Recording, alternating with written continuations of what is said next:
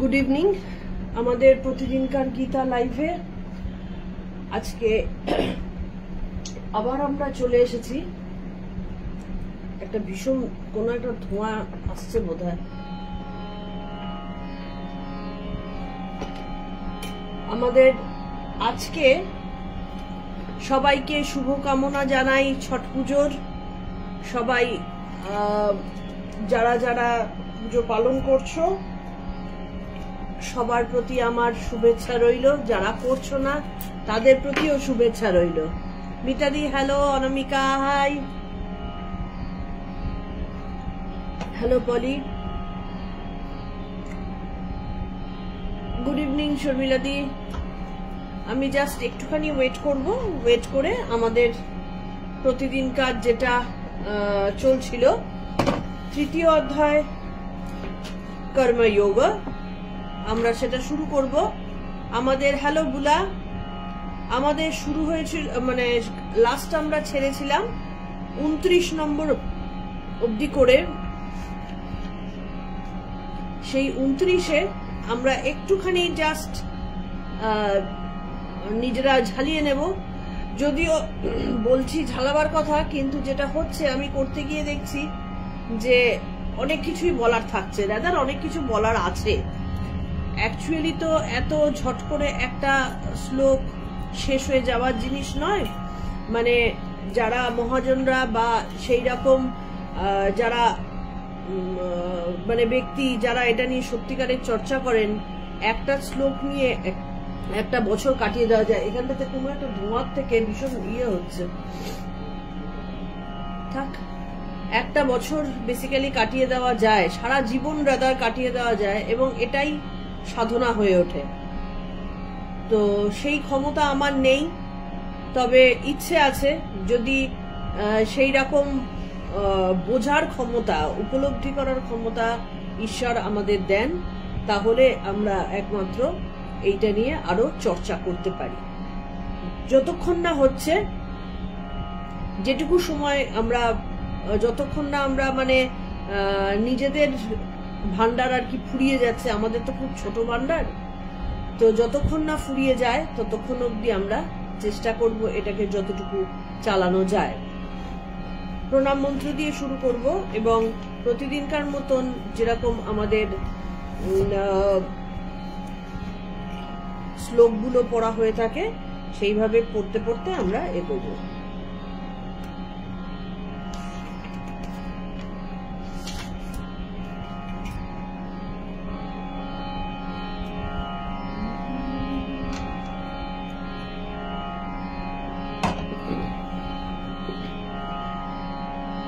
वसुदेव सुतं देवं कंसचाणूरमर्दनं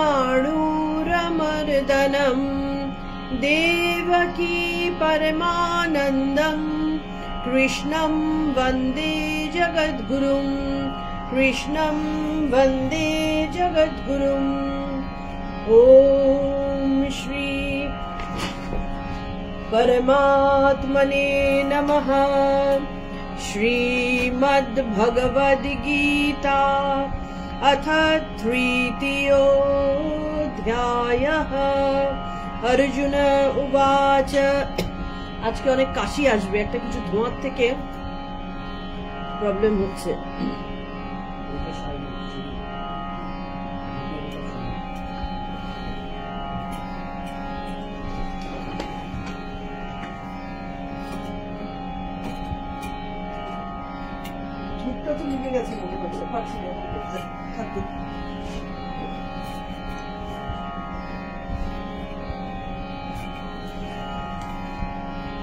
अर्जुन उवाच ध्यायसि चित्कर्मणस्ते मता बुद्धिर्जनार्दन तत्किं कर्मणि घोरे मां नियोजयसि केशव। व्यामिश्रेणेव वाक्येन बुद्धिं मोहयसीव मे तदेकं वद निश्चित्य येन श्रेयोऽहमाप्नुयाम्। श्रीभगवानुवाच लोकेऽस्मिन् तस्मिन् द्विविधा निष्ठा पुरा प्रोक्ता मया नघ ज्ञानयोगेन सांख्यानां कर्मयोगेन योगिनाम् न कर्मणामनारम्भान् नैष्कर्म्यं पुरुषो स्नुते न च सन्न्यासनादेव सिद्धिं समधिगच्छति न हि कश्चित् क्षणमपि जातु तिष्ठत्य कर्मकृत् कार्यते ह्यावशः कर्म सर्वः प्रकृतिजैर्गुणैः कर्मेन्द्रियाणि संयम्य यास्ते मनसा स्मरन् इन्द्रियार्थान् विमूढात्मा मिथ्याचारः स उच्यते यस्त्विन्द्रियाणि मनसा नियम्यारभतेऽर्जुन कर्मेन्द्रियैः कर्मयोगम् असक्तः स विशिष्यते नियतं कुरु कर्म त्वं कर्म ज्यायो कर्मणः शरीरयत्रापि च ते न प्रसिद्ध्येत कर्मणः यज्ञार्थात् कर्मणोऽन्यत्र लोकोऽयं कर्म बन्धनः तदर्थं कर्म कौन्तेय मुक्तः सङ्गः समाचर सह यज्ञः प्रजसृष्ट्वा पुरोवाच प्रजापतिः अनेन प्रशविश्वध्वम् एषा बोस्तिष्ठकामधु देवान् भावयतानेन ते देवा भावयन्तु वः परस्परं भावयन्तः श्रेयः परमवाप्स्यथ इष्टान् भोगान् हि वो देवा दास्यन्ते यज्ञभावितः तैर्दत्तान् प्रदायैभ्यो यो भुङ्क्तेस्तेन एव सः यज्ञशिष्टशिनः सन्तो मुच्यन्ते सर्वकिल्बिषैः भुञ्जते ते त्वहं पापा ये पचन्त्यात्मकारणात् अन्नाद् भवन्ति भूतानि पर्जन्यादन्न सम्भवः यज्ञाद् भवति पर्जन्यो यज्ञः कर्म समुद्भवः कर्म ब्रह्मोद्भवं विद्धि ब्रह्माक्षरसमुद्भवम् तस्मात् सवर्गतं ब्रह्म नित्यं यज्ञे प्रतिष्ठितम् एवं प्रवर्तितै चक्रन् नानुवर्तयति हयः अघायुरिन्द्रियारामो मोघं पार्थ स जीवति यस्मात्मरतिरेव स्यात् आत्मतृप्तश्च मानवः आत्मन्येव च सन्तुष्टस्तस्य कार्य न विद्यते नैव तस्य कृतेनार्थो न ह्रीतेनेह कश्चन न चास्य सर्वभूतेषु कश्चिदर्थव्यपाश्रयः तस्मादसक्तः सततं कार्यं कर्म समाचर असक्तो ह्याचरन् कर्म परमाप्नोति पूरुषः कर्मणैव हि संसिद्धिम् आस्थिता जनकादयः लोकसङ्ग्रहमेवापि सम्पश्यन् कर्तुमर्हसि यद्ददाचरति श्रेष्ठ तत्तदेवेतरो जनः स यत् प्रमाणं कुरुते लोकस्तदनुवर्तते न मे पार्थास्ति कर्तव्यं त्रिषु लोकेषु किंचन नानवाप्तमवाप्तव्यं वर्त एव च कर्मणि यदि ह्याहन्न वर्तै जातु कर्मण्यतन्द्रितः मम वर्त्मानुवर्तन्ते मनुष्याः पार्थ सर्वशः उत्सिदेयुरिमे लोका न कुर्यं कर्म चेदहम् शङ्करस्य च कर्तास्यम् उपहन्यामि माः प्रजः सक्ताः कर्मणो विद्वांसो यथा कुर्वन्ति भारत कुर्याद् विद्वांस्तथा सक्तश्चिकीर्षुर्लोकसङ्ग्रहम् न बुद्धिभेदै जनयेद् अज्ञानं कर्म संगिनाम् जोषयत् सर्वकर्माणि विद्यान्युक्तः समाचरन्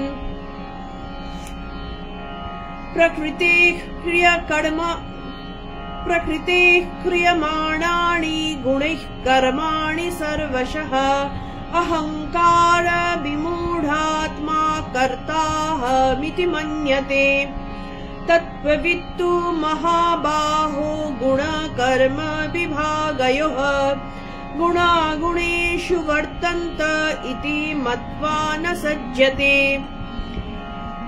प्रकृतिर्गुणसम्मूढाः सज्जन्ते गुणकर्मसु तान् कृत्स्नविदो मन्दान् कृत्स्नविन्न विचालयेत्। এই 29 অবধি আমাদের আগের দিন পড়া হয়েছিল। 29-এ কি হয়েছিল সেটা আমাদের একটুখানি কিন্তু পুরোনোটা ঝালিয়ে নিতে হবে। হ্যালো গৌরব। 29-এ বলা হয়েছিল प्रकृतिर गुण सम्मूढ़ा सज्जन्ते कर्म गुण कर्मसु तान कृत्स्न विदो मंदान कृत्स्न विघ्न विचालयत। माने কি এই প্রকৃতির গুণ দ্বারা বিচলিত হয়ে যে সমস্ত মানুষরা মানে দেহের এই ইন্দ্রিয়াদি ভোগে আসক্ত হয়ে যায়, কারণ প্রকৃতি তাদেরকে ঠেলতে থাকে এবং ইন্দ্রিয়াদি ভোগে তারা নিজেদেরকে মত্ত করে ফেলে, তারা বেসিক্যালি অজ্ঞ বুদ্ধি এবং মন্দ বুদ্ধির পরিচয় দেয়। এই মন্দ বুদ্ধি যাদের রয়েছে তাদেরকে যারা সুচিন্তক বা বিদ্বান বা যারা গুণান্বিত ব্যক্তি, যারা গুণে অবস্থান মানে গুণের ঊর্ধ্বে যারা উঠতে পেরেছেন, তারা কখনো কর্ম ত্যাগ করো বা কর্ম করো না এই ধরনের কথাবার্তা বলে তাদেরকে ভ্রান্ত কর্ম ত্যাগের উপদেশ দেবেন না।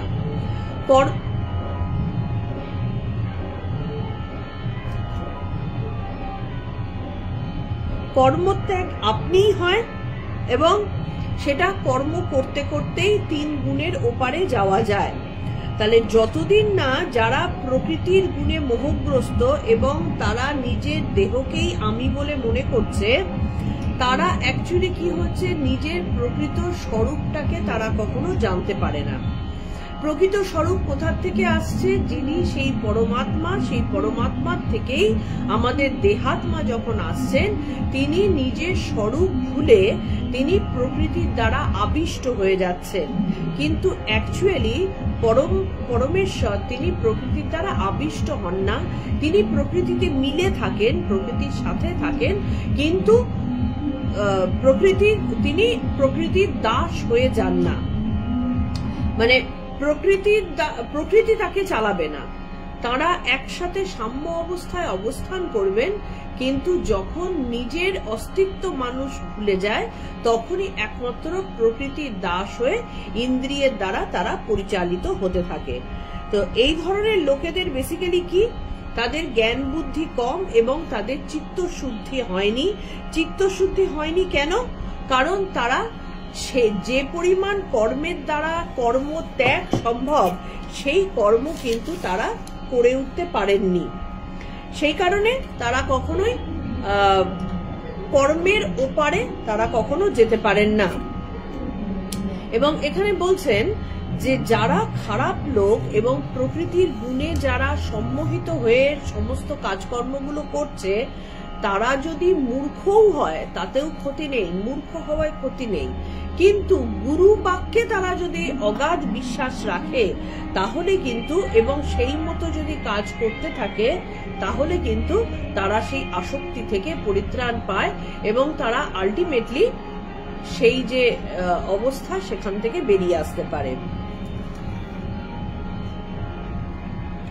আজকে আসলে বাইরে ছট পুজোর প্রচুর লাফালাফি হচ্ছে, তো সেই আওয়াজটা বারবার করে কানে আসছে। আমি জানি না তোমাদেরও অসুবিধা হচ্ছে কিনা, একটু আজকের দিনটা কষ্ট করে নিও, কারণ রাস্তার ধারে তো, রাস্তার থেকে আওয়াজটা আসছে আর কি। তো তাহলে এটা বলছেন যে গুরু বাক্যকে যদি বেদ বাক্য বলে মনে করে তার উপরে বিশ্বাস রেখে যদি সম্পূর্ণভাবে শ্রদ্ধা সহকারে পালন করে যাওয়া যায় তাহলে কিন্তু, হ্যাঁ, গুরু কোন গুরু? সচ্চিদানন্দ গুরু, যিনি তাকে সত্যিকারের হাত ধরে ঈশ্বরের কাছে পৌঁছে দেবেন। যে গুরু তাকে অধঃপাতে নিয়ে যাবেন সেই গুরু কিন্তু গুরু নয়।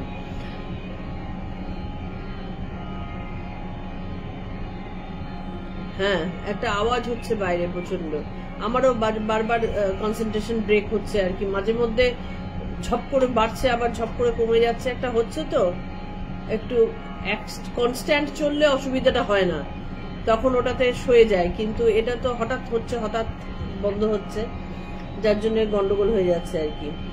তো যাই হোক, তো যারা গুরুবাক্য মতো সাধক যদি কাজ করে যান, সচ্চিদানন্দ গুরু যেভাবে তিনি রাস্তা দেখাবেন বা পরম গুরু তিনি যেভাবে মানুষ রূপে এসে তিনি যেভাবে হাতে ধরে ঈশ্বরের দিকে নিয়ে যাবেন, একেবারে মূর্খ মানুষও যদি সে হয় তাহলেও তার কোনো অসুবিধা নেই যদি সে চোখ বন্ধ করে গুরুবাক্যে বিশ্বাস করে সেই মতো এগিয়ে যায়। কিন্তু যদি সে নিজে মত প্রতিষ্ঠা করার চেষ্টা করে বা যদি গুরু সত্য গুরু না হয়, সঠিক গুরু না হন, তখনই কিন্তু যত গোল পাকতে থাকে। তো তাহলে এখানে বলছেন যে মূর্খ হলেও চলে, কিন্তু অলসের কোনো উপায় নেই। অলসকে একেবারে সর্বশেষ পাতালে রসাতলে তাদেরকে যেতে হয়। কেন যেতে হয়? কারণ অলস ব্যক্তি ভালো পথ পেয়েও পরিশ্রম করতে পারে না, এবং পরিশ্রম না করার কারণে তারা যত দিন যায় তারা তমগুণের সাধনা করতে থাকে।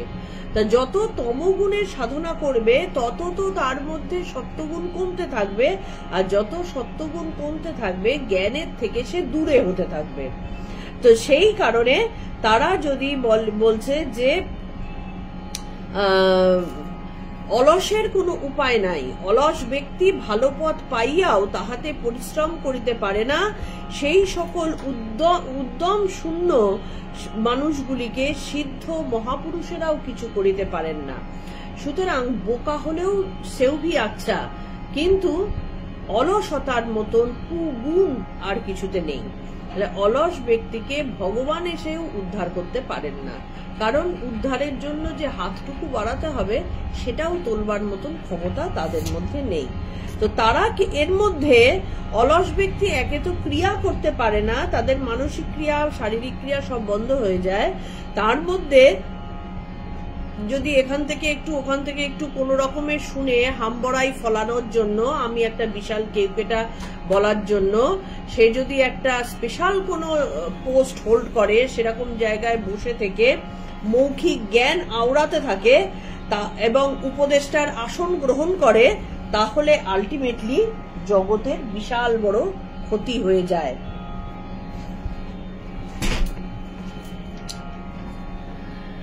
যেটা আজকালকার দিনে প্রতি মুহূর্তে মুহূর্তে হচ্ছে। তাহলে আমাদের সমাজে কিন্তু ঠিক এদেরকে শুধুমাত্র তারা যে আত্মপ্রবঞ্চক তা নয়, তারা জগতেরও প্রবঞ্চক, তারা প্রতারক। তারা যেমন নিজেদেরকে ঠকাচ্ছে তারা তেমনি সমাজকে ঠকাচ্ছে, তারা প্রত্যেককে ঠকিয়ে আলটিমেটলি জগৎকে একেবারে রসাতলে পাঠাবার জন্য উঠে পড়ে লেগেছে। এটাই কিন্তু 29 নম্বরে আমাদের বলা হয়েছিল। এরপরে যার যা ইলাবোরেট করে তো প্রচুর বলা হয়েছে, সেইটাকে আরেকবার শুনতে হবে, আবার পড়তে হবে, বারবার করতে হবে। আজকে আমরা একটুখানি 30-এর দিকে যাব।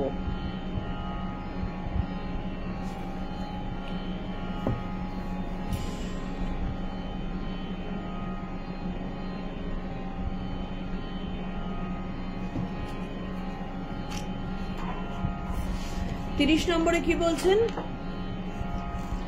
ময়ি সর্বাণি কর্মাণি সন্ন্যস্যাধ্যাত্মচেতসা নিরাশীর নির্মমো ভূত্বা যুদ্ধস্ব বিগতজ্জরঃ। এটা কিন্তু ভীষণ ইম্পর্টেন্ট একটা শ্লোক, যেটা আমি আগে সংস্কৃতের মানেগুলো শুধু বলে দেব, তারপরে আমরা এটার ডেপথে যাব। এখানটাতে বলছেন যে ময়ি সর্বাণি কর্মাণি সন্ন্যস্যাধ্যাত্মচেতসা নিরাশীর নির্মমো ভূত্বা যুদ্ধস্ব বিগতজ্জরঃ। মানেটা কি? সর্বাণি মানে সকল, কর্মাণি মানে কর্ম, মানে কর্ম সকল, ময়ি মানে আমাতে, আমাতে মানে কালতে পরমেশ্বরের মধ্যে, সন্ন্যাস সমর্পণ করে, আধ্যাত্ম চেতসা, আধ্যাত্ম চেতসা মানে বিবেক বুদ্ধি দ্বারা। আমরা আধ্যাত্ম বলতেই অনেক সময় অনেকেই নাক কুচকে ফেলি, কিন্তু আধ্যাত্ম কথাটার মানেটা হচ্ছে বিবেক বুদ্ধি যুক্তি, বিবেক বুদ্ধি যুক্ত হয়ে। নিরাশী মানে নিষ্কাম, নির্মম মানে মমতাহীন, মমতাহীন মানে নিষ্ঠুরতা নয়, নিষ্ঠুরতা নয়, মমতা কথাটার মানেটা হচ্ছে মমত্ব বোধ, মানে আঁকড়ে থাকার যে প্রবণতা, আমিত্ব, এই বোধের থেকে আসে মমত্ব, এটা আমার, আমি ও আমার থেকে মমত্ব বোধটা আসে। বিগতজ্জর মানে শোক শূন্য হয়ে, আমি শোকের দ্বারা আমরা প্রত্যেকেই একেবারে মাথা উল্টে পড়ে যাই, শোকের জন্য আমরা পাগল পাগল হয়ে যাই, সেই শোক শূন্য হয়ে। ভূত্বা মানে হয়ে, যুদ্ধস্ব মানে যুদ্ধ করো। তাহলে কি বলছেন? অর্জুনকে উপদেশ দিলেন যে তোমার জন্য কর্ম করছি, এই দুর্বুদ্ধিমূলক মানে আমি কর্ম করছি, আমি যুদ্ধ করছি, আমি হত্যা করছি, এই দুর্বুদ্ধিমূলক ধারণাগুলোকে তুমি মন থেকে বার করে তুমি যা করছো পরমেশ্বরের জন্য করছো, এই কর্ম করছো এইরূপ বিবেক বুদ্ধি দ্বারা। এটা কিন্তু এমনি এমনি আসে না, এটা বিবেক বুদ্ধি দ্বারা আমাতে মানে পরমেশ্বরে সমস্ত কর্ম ও কর্মফল সমর্পণ করে, কামনা ও মমতা শূন্য এবং শোক মোহ বর্জিত হয়ে তুমি যুদ্ধ করো। তোমার শোকও থাকবে না। শোক কেন থাকবে না? কারণ অলরেডি তুমি মমত্ব শূন্য হয়েছ, তার মানে তুমি ভীষণ নিষ্ঠুর হয়ে যাওনি, মমত্ব শূন্য হয়েছ, মানে আমিত্ব অহম ভাব থেকে মুক্ত হয়েছ। সেই কারণে তোমার মধ্যে মমত্ব নামক যে বন্ধন, সেইটা তোমাকে মুক্তি দিয়েছে, ইউ আর ফ্রি। তাহলে সেই মমত্ব শূন্য হয়ে তুমি যুদ্ধ করো। এবার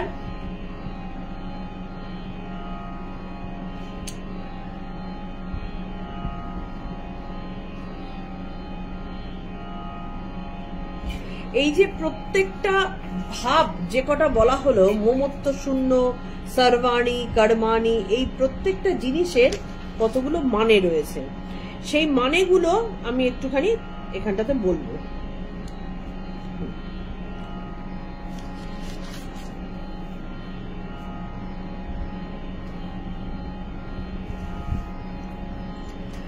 প্রথম কথাটা বলেছে এখানটাতে,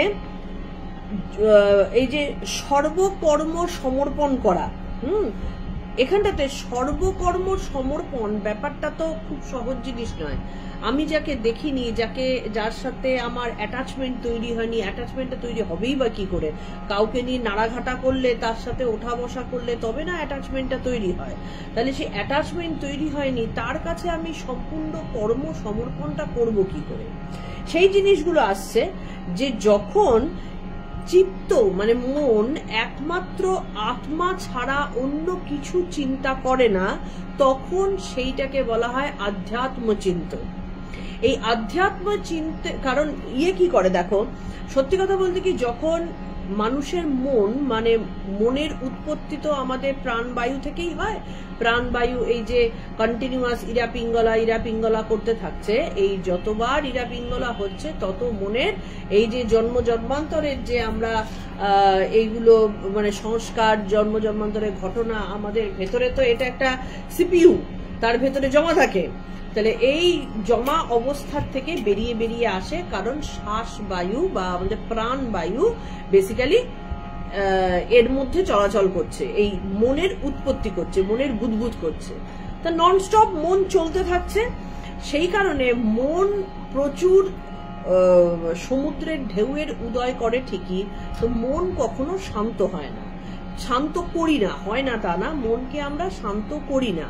তাহলে শান্ত মন কখন একমাত্র হয়, যখন মন তার নিজের ঘরে মানে তার আত্মচিন্তনে সে যখন বিলীন হয়ে যায়। আত্মচিন্তন মানে আধ্যাত্ম চিন্তন, সে আধ্যাত্ম অবস্থায় যখন বিলীন হয়ে যায় তখনই একমাত্র সেই অবস্থায় তখন মন শান্ত হয়। এটা কিভাবে হয়? এটাকে বলে আয়ত মন্ত্র।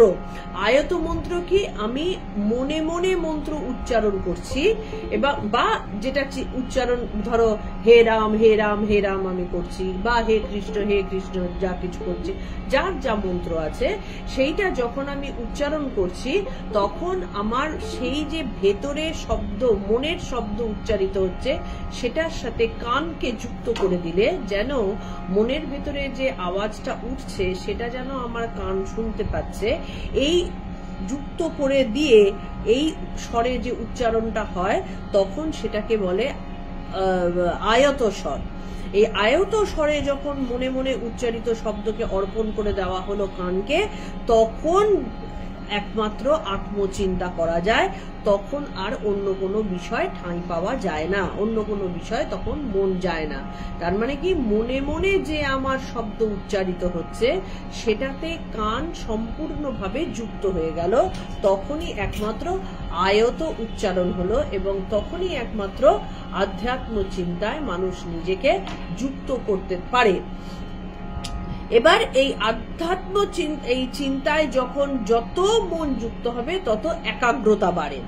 তাহলে এই একাগ্রতা বাড়াবার পরে এখানটাতে ঈশ্বর কি বলছেন, এবার তুমি কি করবে, তুমি ময়ি সর্বাণি কর্মাণি সংন্যাস্য, তার মানে সমস্ত কর্ম আমাকে অর্পণ করবে। এইভাবে এই অবস্থায় আমার চিন্তন করতে করতে সমস্ত কর্ম আমাকে তুমি অর্পণ করবে। কিন্তু আমরা তো অর্পণ করতে পারি না, জানিও না অর্পণ করতে কি করে হয়, আমি নিজে তো জানি না, অন্য কেউ জানে কিনা আমি জানি না। তখন ঈশ্বরের কাছে সারেন্ডার করতে হয়, হে ঈশ্বর, আমি এই যে বসলাম, ক্রিয়াতে আমি প্রবৃত্ত হচ্ছি, আমি ক্রিয়াতে নামছি, আমি জানি না কি করে মন্ত্র সমর্পণ করতে হয়, কি করে নিজেকে সমর্পণ করতে হয়, কি করে সমর্পণ করার সময় এই যে ইরা পিঙ্গলাতে প্রাণ বাঁদরের মতন দৌড়াদৌড়ি করছে সেটাকে কি করে শান্ত করে একমুখী সুষুম্না নারী গতি পথে নিয়ে যেতে হয়, এগুলো আমি কিছুই জানি না। এমনকি মন্ত্র উচ্চারণের রহস্যটাও আমি জানি না। যা করার সবকিছু তুমি আমাকে দিয়ে করিয়ে নিও। খেয়াল করে দেখবে, এটা আমরা জানি না, আমাদের ভারতীয় গুরুরা বা আমাদের যারা আচার্যরা, তারা যে সমস্ত মন্ত্র এই জপের ভেতরে কারণে তৈরি করেছেন, তারা কিন্তু মানে বুদ্ধিরূপা দেবী তাদের ভিতরে জাগরিত হয়েই মন্ত্র তৈরি হয়। তো সেই মন্ত্রগুলো কিন্তু প্রত্যেকটা একটা এক্সারসাইজ টাইপের, মানে মন্ত্রগুলো যদি প্রপারলি উচ্চারণ করা যায় তাহলে শ্বাস প্রশ্বাসের কিন্তু একটা খুব সুন্দর চলাচল হয়। সেই চলাচলের সাথে যখন আমরা সেটা পারি না, শিখি না, সেই কারণে আমাদের হয় না। না হলে মন্ত্রগুলো তৈরি কিন্তু ওইভাবে ঠিক শ্বাসে ঠিক প্রশ্বাসে একদম কাউন্ট করে করে পুরো জিনিসটা হওয়ার উচিত। তো সেইভাবে যদি একবার ভেতরে ঢুকে যাওয়া যায় তখন অটোমেটিক্যালি কি হয়, আমাদের মন সম্পূর্ণভাবে শান্ত হয়ে গিয়ে তার চরণে মানে মাথা দিল যে আমি এবার আমার শান্তির নীড়ে ফিরলাম, মন তখন শান্ত হলো। তখনই একমাত্র হয় কর্ম সন্ন্যাস, সংন্যাস মানে কর্ম আমাতে অর্পিত হলো। তার কারণ হচ্ছে মনের মধ্যে যখনই আমিত্ব অভিমান থাকছে, তার মানেটা হচ্ছে যে মন তখনও পর্যন্ত আমি বোধে রয়েছে। আমি বোধ মানেই তো শ্বাসবায়ু গন্ডগোল করছে, তার মনের মধ্যে চিন্তা আসছে, আমি চিন্তাটা আসছে। তা আমি চিন্তাটা যখন থাকবে না, তার মানে অটোমেটিক্যালি আমাদের শ্বাসবায়ু কিন্তু ঠিকঠাক ভাবে চলাচল করছে যেভাবে করা উচিত। এবং তখন আমাদের শারীরিক মানসিক এত শান্তি, এত, যেমন খেয়াল করে দেখবে আমরা যখন প্রচন্ড পরিশ্রম করার পরে শরীরটাকে যদি বিছানায় এলিয়ে দিই, কেমন একটা প্রচন্ড শান্তি একটা ভাব আসে না? তাহলে সেই শরীরকে এলিয়ে দিয়ে আমরা শান্তির ভাব নিয়ে একটুখানি ঘুমালেই দেখবে চোখ মুখ কত জলজলে হয়ে ওঠে। তাহলে যে সারা জীবনে কোনোদিনও তাকে শান্ত হয়ে বসতে দিইনি আমরা, তাকে যখন আরাম দিতে শুরু করি তখন আমাদের চোখ মুখ দিয়ে কত শ্রী বেরোবে তাহলে কল্পনা করো। সেই কারণে যারা ধ্যানে থাকেন তাদের মধ্যে একটা আলাদা শ্রী বা জ্যোতি তাদের ভেতর থেকে আসে। এই জ্যোতিটা কিন্তু বিশাল একটা কিছু ব্যাপার নয়, এটা কিন্তু নিজের থেকেই আসে, কারণ প্রাণ শান্তি পাচ্ছে। আমাদের শরীর শান্তি পেলে যেমন মন চোখ মুখ সব উজ্জ্বল হয়ে ওঠে, ঠিকঠাক ঘুম হলে আমাদের যেমন একটা সুন্দর পরিবেশ থাকে, ঠিক তেমনি মনকেও যদি আমরা শান্ত করে রাখি, সেই তার বিছানায় যদি তাকে শান্তি দিতে পারি, তাহলে ভেতর থেকে আত্মজ্যোতির উদ্ভাবন হয়। এবং তখন যেহেতু কোনো কর্তৃত্ব বোধ থাকে না, সে একেবারে যেন ছোট্ট শিশুটি হয়ে তার মায়ের কাছে মাথা গুঁজে পড়ে থাকে। তো তাহলে তার আসল আরামটা হয়। তো এইটাকে বলে ময়ি সর্বাণি কর্মাণি। এইভাবে ঈশ্বরের কাছে মনকে পুরো দিয়ে দিতে হয়। আর কি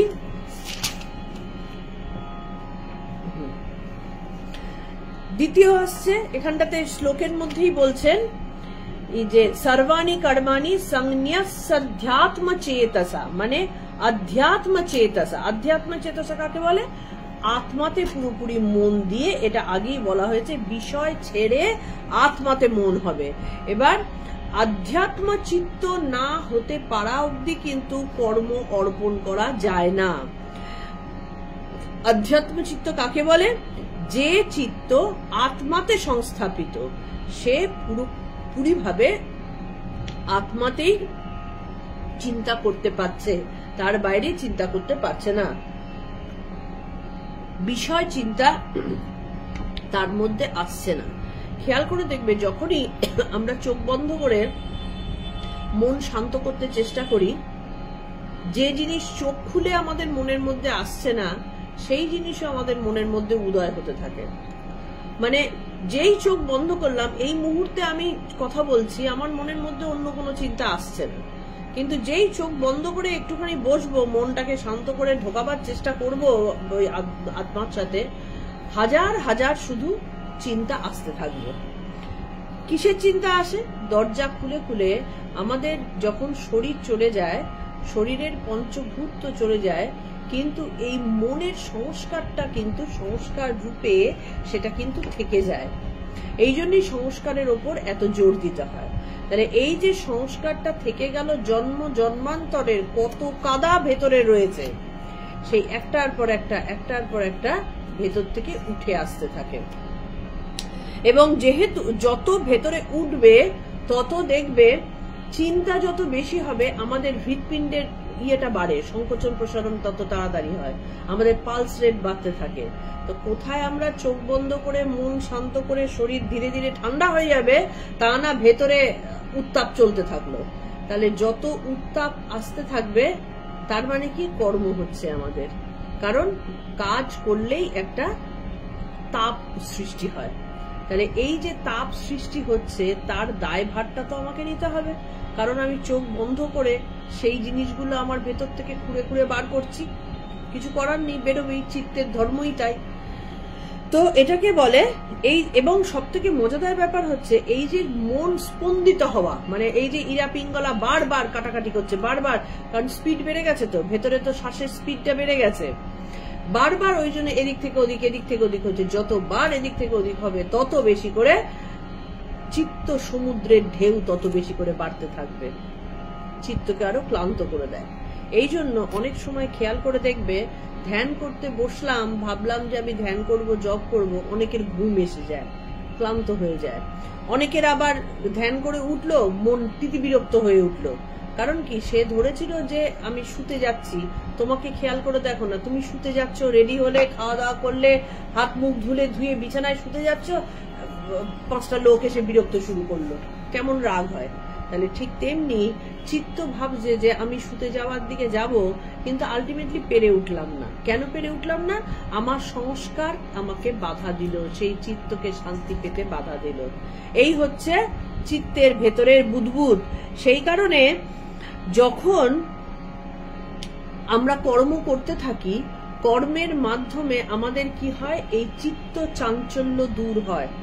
কারণ যত কর্ম করব কাজ কর্ম করতে করতে করতে করতে আলটিমেটলি কি হয়, আমাদের সেই কর্মের সাথে যে অ্যাটাচমেন্ট, যেটার থেকে চিত্তে এত বুদবুদের সূচনা, সেই অ্যাটাচমেন্টটা চলে যায়। তখন গতানুগতিক ইন্দ্রিয় অনুযায়ী কর্ম হতে থাকে, নর্মাল হতে থাকে।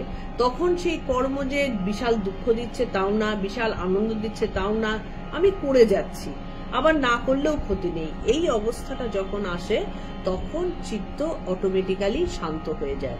আর যে মুহূর্তে চিত্ত শান্ত হয় তখনই দেখবে ধ্যান করতে বসলে শ্বাসের গতি ধীর হয়ে যায়।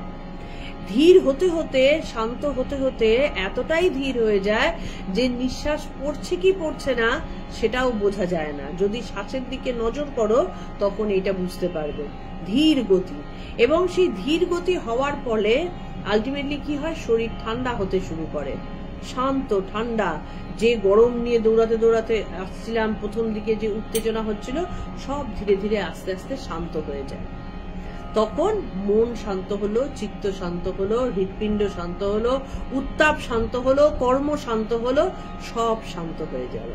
তাহলে এইটাকে বলে আমাদের এই যে বহু বিষয়ে চিত্ত যে ঘুরে ঘুরে বেশ বেরিয়ে টেরিয়ে আসলো, পর্যটন করে আসলো,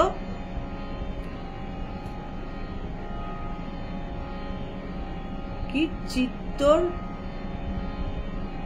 চিত্ত আর পঞ্চভূত না, চিত্ত আর পঞ্চভূত এক কেন হতে যাবে? পঞ্চভূতে তো দেহ তৈরি, চিত্ত তো আলাদা জিনিস। পঞ্চভূতে দেহ তৈরি হয়, পঞ্চভূত হচ্ছে জড় পদার্থ, তার ভেতরে থাকছে চিত্ত। চিত্ত আর মন এক জিনিস। চিত্তের সৃষ্টি হয় প্রাণবায়ু থেকে, সেই প্রাণবায়ুর উথাল পাথালে চিত্তের মধ্যে উথাল পাথাল ঘটতে থাকে। তাহলে এবার কর্মমাত্রেই হচ্ছে স্পন্দন।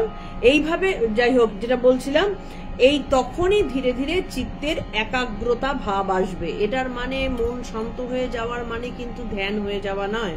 সবাই তাই ভাবে যে আমার মনটা শান্ত হয়ে গেছে, একদম নিশ্চিন্ত, আমি বোধহয় ধ্যানে ঢুকে গেছি। না, এটা ধ্যান নয়, এটা হচ্ছে মন একাগ্র হচ্ছে, মন শান্ত হচ্ছে, চিত্তের চঞ্চলতা কমছে। এটাকে বলে আত্মসংস্থ হয়ে থাকা, আত্মায় নিজে সংস্থাপিত হয়ে থাকা। আমার আত্মাতে আমি সংস্থাপিত হলাম। এই আত্মসংস্থ হবার জন্য যার এখানটাতে বলছেন যে আত্মসংস্থ হবার জন্য যার মন ব্যাকুল হয়ে থাকে তার চিত্তকে বলা হয় আধ্যাত্ম চিত্ত। এই যে ভেতরে চিত্তের শান্ত ভাবটাকে আনবার জন্য যার মন ব্যাকুল ভাবে ছুটে যেতে চায় তাকে বলে আধ্যাত্ম চিত্ত।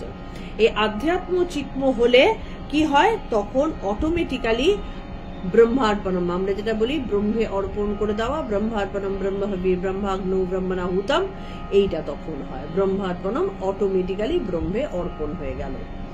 তাহলে এই অবস্থায়, এই অবস্থায় মন কোনো কার্য করে না বটে, কোনো কর্ম করে না বটে, কিন্তু কর্ম যেটুকু হয়, যদি বা সামান্য কর্ম হয়, সেটা যেন প্রভুর আদেশ পালনের মতন, মানে হচ্ছে প্রভুর আদেশ পালিত হচ্ছে, সেই রকম ভাবে কিন্তু বেসিক্যালি কর্মটা হতে থাকে। তাহলে এই কর্ম মাত্রই তো স্পন্দন, যত কর্ম হবে তত স্পন্দন হবে। তাহলে যত স্পন্দন হবে তার তাপ উৎপন্ন হবে, যত তাপ উৎপন্ন হবে তার ভাব আমাদের দেহে লাগবেই। এবার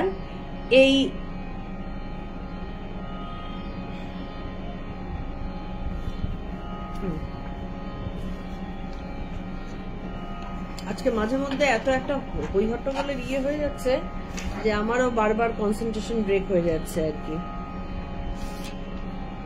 তাহলে যাই হোক, এবার এই যে অবস্থাটা যখন আসে তখন অটোমেটিক্যালি প্রাণবায়ু আর এই ইরা পিঙ্গলাতে যাতায়াত না করে ধীরে ধীরে সুষুম্নাগামী হতে থাকে। সম্পূর্ণভাবে সুষুম্নাগামী হয়ে গেলে তো হয়েই গেল, আর কিছু করার থাকে না।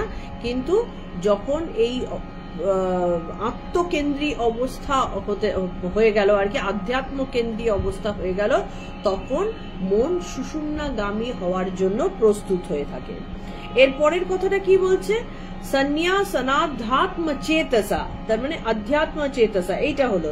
এর পরেরটা বলছে নিরাশী নির্মম ভূতবা। নিরাশী, নিরাশী কথাটার মানুষটা কি, মানেটা কি? এটার মানেটা হচ্ছে সাধারণত মানুষ রাতে ঘুমোতে যায় এবং সব চিন্তা সাইডে রেখে যেমন ঘুমোতে প্রস্তুত হয়, মনে কিন্তু নিজের থেকে চেষ্টা কিছু থাকে না। মন নিজের মতন করে কাজ করছে, তাই করছে।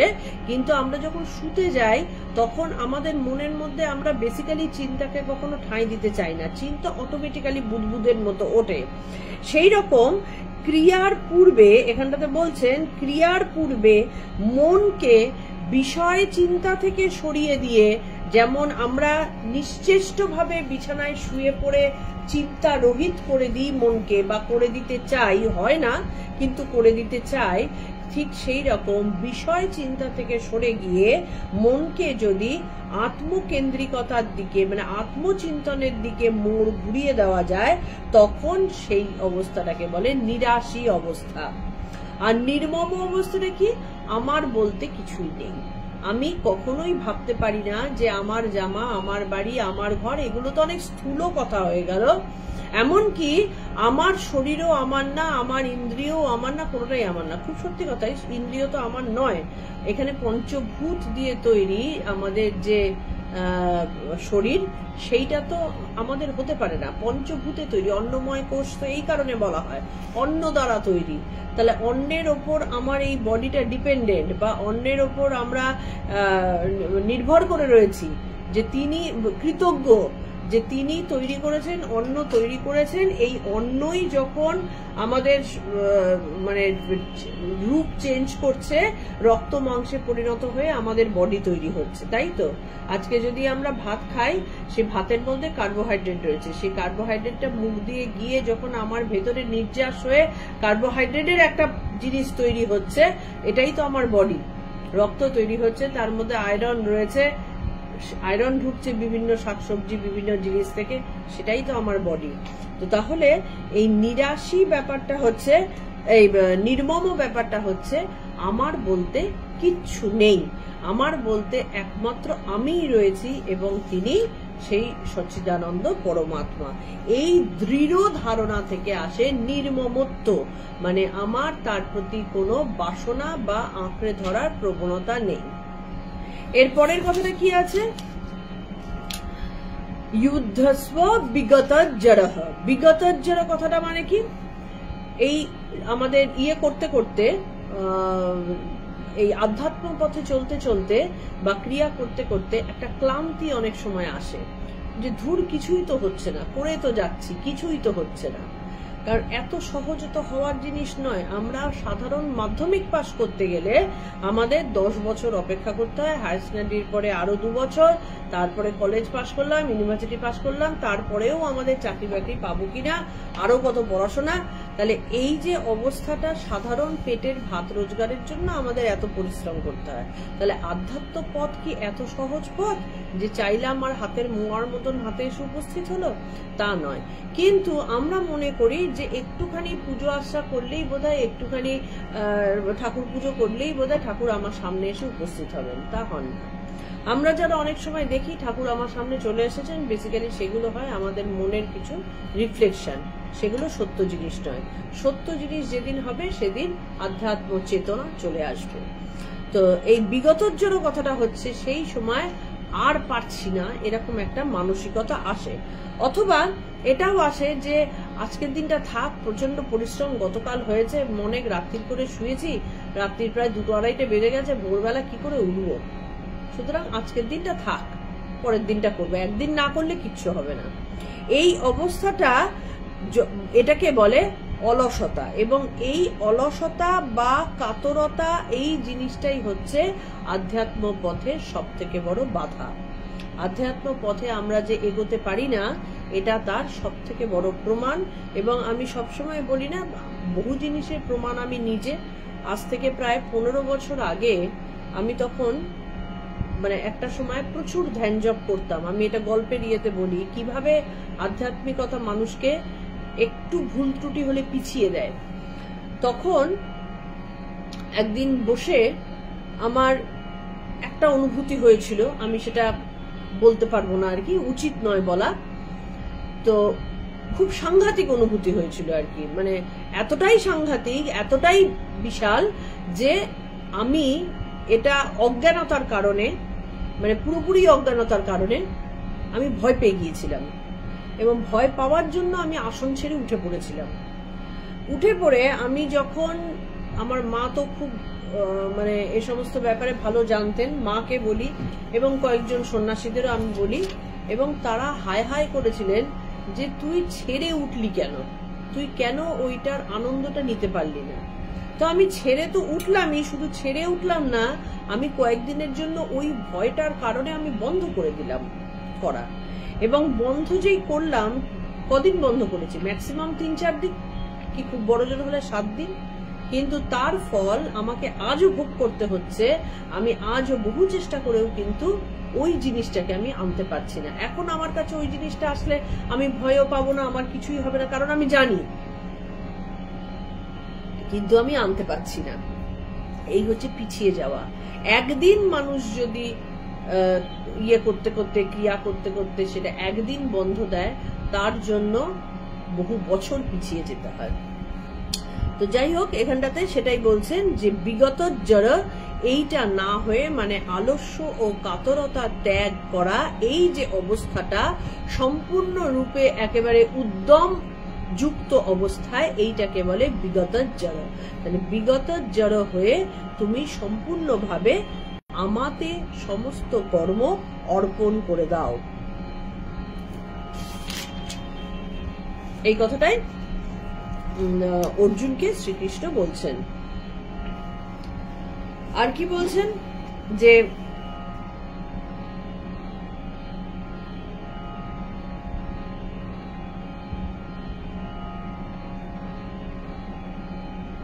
এখানে ভক্ত এবং ভগবানের প্রসঙ্গ বলা হয়েছে। ঠাকুর যেরকম বলতেন, ভক্তের ভাবটা কি, যেহেতু আমি পারবো না করতে, মানে এই যে তাকে আমি চিন্তন করতে শিখিনি, তাকে আমি সমর্পণ করতে শিখিনি, সেই জন্য ভক্ত হিসাবে থাকাটাই হচ্ছে কর্মের লক্ষণ। এবং ভক্তের ভাবটা কি, যা দেবার তিনিই দেবেন, তার কাছে চাইতে যাব কেন। আমরা বড্ড বেশি চেয়ে ফেলি। ঠাকুর কি বলছেন যে না হুম না হুম তুহু তুহু, তুমি সব তুমি সব, এই ভাবটা যদি কন্টিনিউয়াস আমাদের মনের মধ্যে থাকে, আমি কেউ নই, আমি কেউ নেই, সবই তুমি সবই তুমি, তবে আমির জায়গায় প্রভু তোমাকেই আমি বসিয়েছি, আমি শিশু তুমি ভক্ত। যেমন ঠাকুরের কথাই হচ্ছে, কোনো মানে বালক বা বালিকা, সে যদি তার কারোর বাবার হাত ধরে, সেই হাত ছেড়ে গেলেও যেতে পারে, কিন্তু বাবা যদি একবার তার ছেলের হাত ধরেন বা মেয়ের হাত ধরেন, সেই হাত কখনো ছাড়ানো যায় না। সেই কারণে ভক্ত হয়ে সম্পূর্ণভাবে নিজেকে সমর্পণ করে ঈশ্বরের কাছে, যে আমি কিছু বুঝি না, আমি কিছু জানি না বা জানতেও চাই না, তুমি আমাকে পথ দেখে দিয়ে চলো, এইরকম ভাবে যিনি কাজ করেন, তার কাছে কিন্তু শোক কোনোভাবে আর ধারে কাছে ঘেঁষতে পারে না। কিন্তু আমরা যেটা প্রতি মুহূর্তে করি, তোমরা যদি নিজেরা একবার নিজেদের বিচার করে দেখো, তখনও দেখতে পাবে সব সময় আমরা কিন্তু আমাদেরকে একটা বিশেষ পজিশনে রেখে দিই। আমি যদি না যাই, কে দেখবে? আমি যদি ওদের না করি, তাহলে কে দেখবে? আমি করি তাতেই সবাই দেখে আর কি, আমি করি, আমার করার ক্ষমতা আছে, আর আমি না করলে ওদের কিছু হবে না, যা হওয়ার ঠিক তাই হবে। তাই বলে আবার দায়িত্ব কর্তব্য থেকে অবহেলা করে গেলে সেটা চলে না। কিন্তু মুশকিলটা হচ্ছে আমরা দায়িত্ব কর্তব্য পালন করি না, আমরা আমিত্বে অবতীর্ণ হয়ে যাই, যে আমি না গেলে ওদেরকে আর কে দেখবে। সেই কারণে আলটিমেটলি আমাদের ঘাড়ে কিন্তু অশান্তি এসে জোটেও।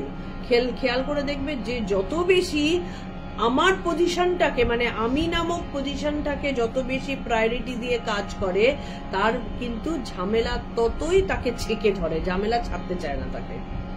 সুতরাং শুধু হয়ে দেখে যেতে হয়, মানে সাক্ষীর মতন করে দেখে যেতে হয়, মজা লুটতে হয় যে দূরে এই জিনিস হচ্ছে, ঈশ্বর এবার তুমি আমাকে কি আদেশ করছো, আমাকে গিয়ে একটুখানি সেবা করে আসতে হবে। ঠিক আছে, সেবা করে চলে আসলাম। আমি সেবা করলাম বলে ওরা বাঁচলো, নাকি আমি সেবা করলাম না বলে ওরা মরে গেল? কোনোটাই না। আমার যেটা কর্তব্য সেটা আমি করলাম, বাদ বাকি একদম দূর থেকে সাক্ষী রূপে দেখে যেতে হয়। তো এইভাবে করলে তবেই একমাত্র শোক মুক্ত থাকা যায়, বাসনা মুক্ত থাকা যায়, দুঃখ মুক্ত থাকা যায়। কারণ কামনা যুক্ত হয়ে, আমিত্ব বা এই মমত্ব যুক্ত হয়ে কাজ করলে সুখ যেমন মাঝে মধ্যে আসে, দুঃখটা কিন্তু তার 3 গুণ হয়ে দেখা যায়। সুতরাং কোনোটাই দরকার নেই, আমার সুখও দরকার নেই, আমার দুঃখও দরকার নেই। এই অবস্থায় যদি কেউ কাজ করতে থাকে তাহলে দেখা যাবে ধীরে ধীরে মানুষের মন শান্ত হয়ে যাবে, কথা বলতে অত হবে না, মানে ওই যে ফটফট ফটফট ফটফট করে কথা বলা, এটার প্রয়োজন থাকবে না। ধীরে ধীরে তার্কিক মনোভাবটা চলে যাবে।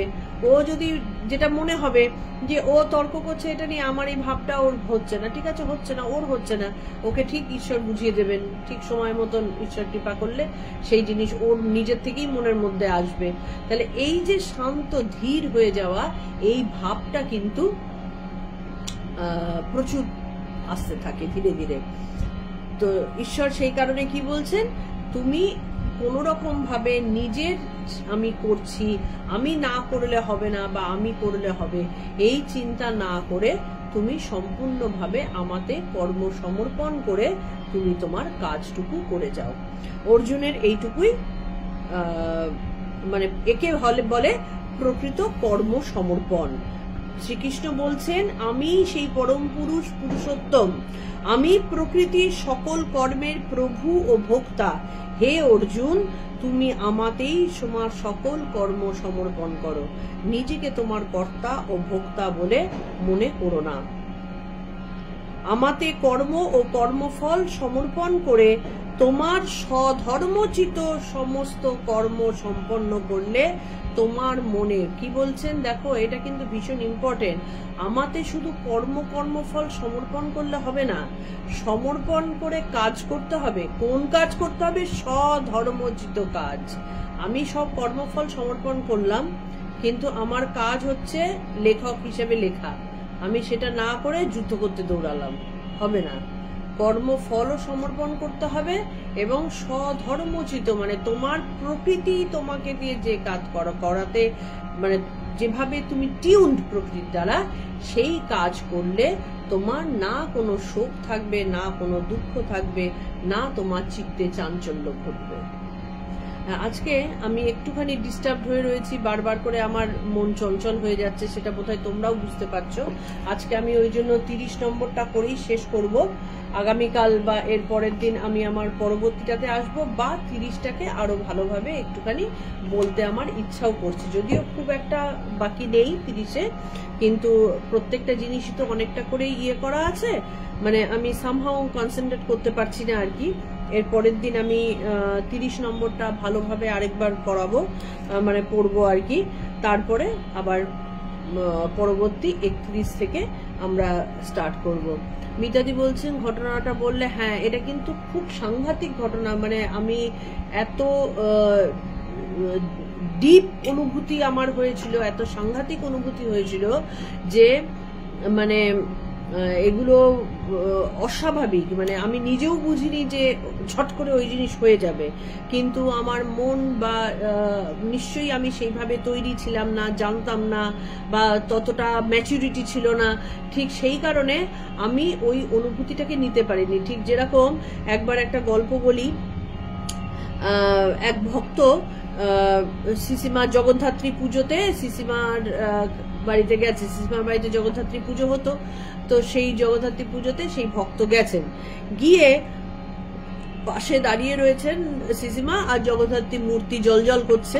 তো সেই ভক্ত গিয়ে সিসিমায়ের দিকে তাকাতেই দেখেন আরে জগদ্ধাত্রীর মুখ আর সিসিমায়ের মুখ এক। সিসিমা তো তখন বয়স হয়ে গেছে, একটা বয়সের ছাপ তো এসেইছে, কিন্তু সেই ভক্ত দেখতে পাচ্ছেন জগদ্ধাত্রীর মুখ আর সিসিমায়ের মুখ কেটে বসানো। তো ভক্ত দুবার তিনবার এরকম সিসিমায়ের মুখের দিকে তাকাচ্ছেন, জগদ্ধাত্রীর মুখের দিকে তাকাচ্ছেন, দু তিনবার তাকিয়ে টাকিয়ে ভয় পেয়ে গেলেন, ভয় পেয়ে গিয়ে সেখান থেকে পালিয়ে গেলেন। তো আমাদের ব্যাপারটা এরকমই, আজকে যদি এই মুহূর্তে এত আমরা ঈশ্বর দেখা দাও ঈশ্বর দেখা দাও এত লাফালাফি করছি, সত্যিকারের ঈশ্বর যদি সামনে এসে দাঁড়ান আমরা কিন্তু কেউ নিতে পারবো না, কারণ আমাদের চোখ, মন, শরীর, ইন্দ্রিয় কোনো কিছু তার জন্য তৈরি নয়।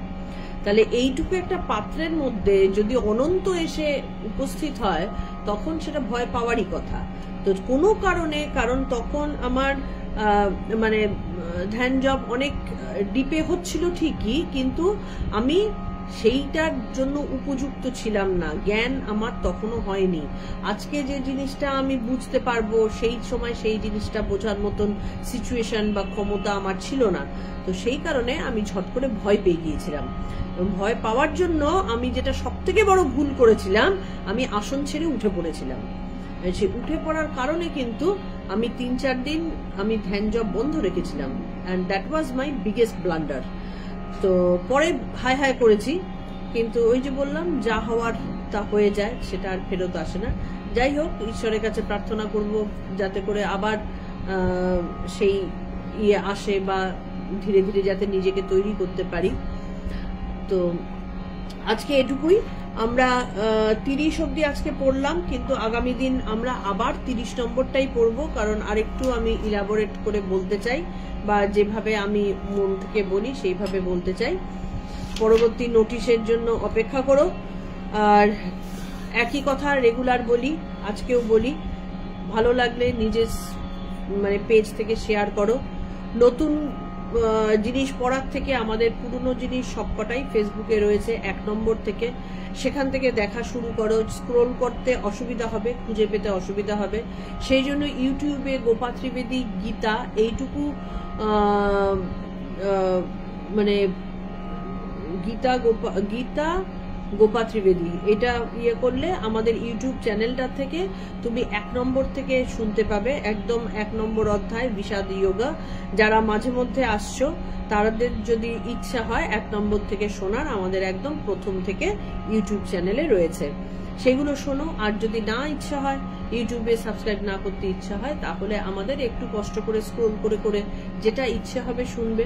তবে আমার ধারণা রেগুলারিটি মেনটেন করলে ভালো লাগাটা বাড়বেই আর কি।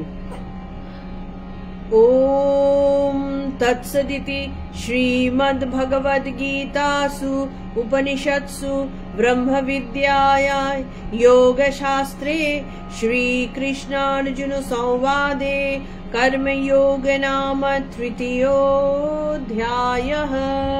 ओम श्री कृष्णार्पणमस्तु, ओम श्री कृष्णार्पणमस्तु, ओम श्री कृष्णार्पणमस्तु।